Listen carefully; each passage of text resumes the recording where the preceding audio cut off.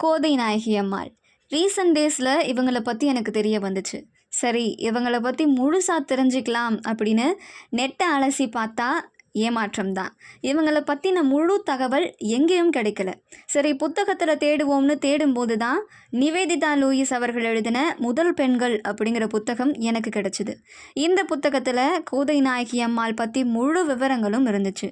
இன்னைக்கு கோதை நாயகி அம்மாள் பற்றி தான் நம்ம பார்க்க போகிறோம். 1901 டிசம்பர் 1ஆம் தேதி செங்கல்பட்டு மாவட்டத்தில் கோதை நாயகி அம்மாள் பிறக்கிறாங்க. நாலடியார், தேவாரம், திருவாசகம், கம்பராமாயணம் அப்படின்னு பல பக்தி இலக்கியங்களை படித்து இவங்களோட தமிழ் திறனை வளர்த்துக்கிறாங்க. குழந்தை திருமணம் தலை தூக்கி இருந்த காலகட்டத்தில் 5½ வயது நிரம்பிய கோதை நாயகிக்கும் 9 வயது நிரம்பிய பார்த்த சாரதிக்கும் திருமணம் நடக்குது. நாடகங்கள் பார்ப்பதில் மிகுந்த ஆர்வம் காட்டின மனைவியை புரிஞ்சுக்கிட்ட பார்த்த சாரதி அவங்கள நாடகத்துக்கு அழைச்சிட்டு போகிறாரு. நாடகங்கள் மீது கொண்ட காதலால் கோதை நாயகியோட முதல் படைப்பே நாடகம்தான்.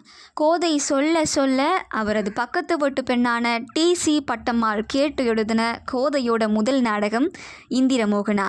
1924ஆம் ஆண்டு இந்திரமோகனா நோபல் பிரைஸ் மூலம் அச்சிடப்பட்டு வெளிவந்துச்சு. எழுத்தின் மேல் கோதையின் காதல் இன்னும் அதிகமாக தமிழை பிழை இல்லாமல் எழுத கற்றுக்கிறாங்க கோதை. எழுத்து ஆர்வம் உந்தி தள்ள கோதை எழுதின முதல் நாவல் வைதேகி. தோழி பட்டம்மாள் அறிவுரைப்படி வைதேகியை அப்போ மனோரஞ்சனி இதழை நடத்திக்கிட்டு இருந்த வடுவூர் துரைசாமி ஐயங்காருக்கு அனுப்பி வைக்கிறாங்க கோதை நாயகி. நாவலின் நடையும் கதையும் ஈர்க்க அதை மேலும் பட்டை தீட்டி தன்னோட மனோரஞ்சனி இதழில் வெளியிட தொடங்குறாரு துரைசாமி. ஆண் எழுத்தாளர்கள் கூட எழுத தயங்கின துப்பறியும் நாவல் பக்கம் தன் பார்வையை திருப்புறாங்க கோதை நாயகி. ராஜாராம் நாயுடு என்ற பெயரில் துப்பறிவாளர் ஒருவரை வாசகர்களுக்கு அறிமுகப்படுத்தி தமிழின் முதல் பெண் துப்பறியும் நாவல் எழுத்தாளர் அப்படிங்கிற பெருமையும் கோதை நாயகிக்கு கிடைக்குது. ஜெகன்மோகினி வெளிவந்த அடுத்த ஆண்டே 1000 பிரதிகள் விற்பனை அப்படிங்கிற உயரத்தை எட்ட மனோரஞ்சனியோட விற்பனை குறைய ஆரம்பிக்குது. வடுவூராருக்கு கோதை மேலே பொறாமையும் வருது. வைதேகி நாவல் கோதை நாயகி எழுதினதே இல்லை, அது தான் எழுதினது, கோதை நாயகி போய் சொன்னாங்க அப்படின்னு வடுவூர் துரைசாமி கோதை நாயகி மேலே பழியை தூக்கி போடுறாரு. ஆனால் கோதை நாயகி இது எதற்குமே பதில் சொல்லாமல் தன்னோட வேகத்தை எழுத்தில் காட்டினாங்க. தொடர்ச்சியாக ஜெகன்மோகினியில் பல பெண் புதுமுக எழுத்தாளர்களை அறிமுகப்படுத்தினாங்க. துப்பறியும் நாவல்கள் எழுதிக்கிட்டு இருந்த கோதை நாயகி விடுதலை போராட்ட வீரரான அம்புஜம்மாள் உதவியால் காந்தியை சந்தித்து உரையாடுற வாய்ப்பு கிடைச்சிது. காந்தியின் கொள்கைகளால் ஈர்க்கப்பட்டு சமுதாய சீர்திருத்தம் பக்கம் தன் கவனத்தை திருப்புறாங்க.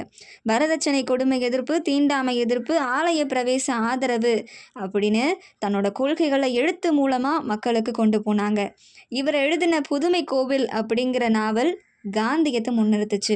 மகிழ்ச்சி உதயம் தீண்டாமை ஒழிப்பை முன்னிறுத்துச்சு. சுதேசி இயக்கத்தை ஆதரித்து கோதை நாயகி எழுதின நாவல் வாழ்க்கையின் நாதம். மகிழ்ச்சி உதயம், கிருபா மந்திர் போன்ற இவரது நாவல்கள் அனாதை குழந்தைகளை சமூகம் நடத்துகிற விதத்தை சொல்லுச்சு. இவ்வளவு போதாதா எதிர்ப்பை சம்பாதிக்க? இவர் எழுதிய நாவல்களை தீயிட்டு கொளுத்தினர் ஒரு சிலர். இதற்கு கோதை நாயகி என்ன பதில் சொன்னாங்க தெரியுமா? என் புத்தகங்களை எரிக்க வேணும் இவர்கள் வாங்குகிறார்களே, அது எனக்கு மகிழ்ச்சியே அப்படின்னு கோதை நாயகி சற்று மஞ்சாமல் கருத்து சொல்கிறாங்க. காங்கிரஸ் கட்சியில் இணைந்து விடுதலை போராட்டங்களில் பங்கெடுக்க ஆரம்பிக்கிறாங்க. 1932ஆம் ஆண்டு லோத்தி கமிஷன் எதிர்ப்பு போராட்டத்திலையும் கலந்துக்கிறாங்க. போராட்டத்தின் போது ஆங்கிலேய காவல்துறையினர் அவர் மேலே சேற்று தண்ணீரை வாரி இறைக்க அதை கொஞ்சம் கூட சட்டை செய்யாமல் ஆங்கிலேய எதிர்ப்பு குரலை எழுப்பிக்கிட்டு இருந்தாங்க கோதை நாயகி. அவரை வேறு வழி இல்லாமல் ஆங்கிலேய அரசு கைது செய்து வேலூர் சிறையில் அடைக்கிறாங்க. சிறை சென்ற பின்னும் ஜெகன்மோகினி வெளிவருவதில் எந்த தடையும் வரக்கூடாது அப்படிங்கிறதுல கோதை நாயகி தெளிவாக இருந்தாங்க. சிறையில் இருந்தபடியே துண்டு காகிதங்களில் கதைகளையும் தொடர்களையும் தன்னுடைய கணவர் மூலயமா எழுதி அனுப்பியிருக்காங்க. திரையுலகம் கோதை நாயகியோட திறமையை பயன்படுத்திக்கிச்சு. ஜூபிட்டர் பிக்சர்ஸ் நிறுவனம் கோதை நாயகியோட அனாதை பெண் நாவலை திரைப்படமாக தயாரிச்சுது. தன்னுடைய கதையை பயன்படுத்திக்க பாத்திர தேர்வில் தன் குரல் கேட்கப்பட வேண்டும் அப்படிங்கிற நிபந்தனையை கோதை நாயகி விதிக்கிறாங்க. இசை மீதும் மிகுந்த நாட்டம் கொண்டிருந்தாங்க கோதை நாயகி. இவர் வசித்த தெருவில் வாழ்ந்த பாரதியாரோட அபிமான பாடகி கோதை நாயகி தான்.